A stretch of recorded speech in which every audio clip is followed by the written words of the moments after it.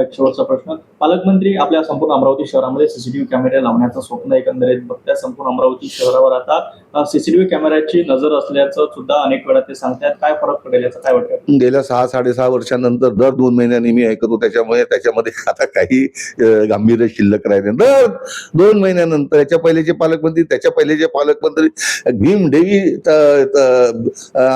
थाटात की आम्ही पुरा अमरावती शहर सीसीटीव्ही कॅमेराच्या देखरेखीकडे आणू. मी तर नाही पाहिलं गेल्या 5-6 वर्ष. बरं, तो कोणते सीसीटीव्ही आणणार आहे, कुठे लावणार आहे, काय लावणार आहे, याचं काही लोकांसमोर त्यांनी आलं पाहिजे.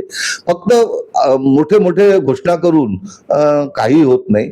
आणि जोपर्यंत ते होत नाही, बरं ते सीसीटीव्ही ते तरी चांगल्या क्वालिटीचे लावायचे, तिथेही पैसे खाऊन एकदम खराब सीसीटीव्ही कॅमेरे की जे 2 महिन्यामध्ये ते बंद पडतील आणि मग त्याच्यामधून काहीच निष्पन्न होणार नाही. कारण की काही काही शहरांमध्ये मी पाहिलंय सीसीटीव्ही कॅमेरे लावले, 6 महिन्यात ते खराब झाले, त्याच्यानंतर ते बंद पडले, ते अजून सुरूच झाले नाही.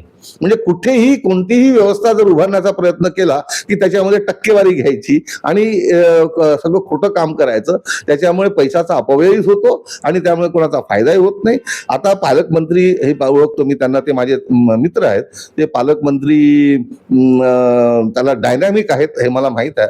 आता त्यांनी घोषणा केली आहे तर ते पूर्ण होईल ही आशा ठेवून मला असं वाटतं की हे तातडीने झालं पाहिजे.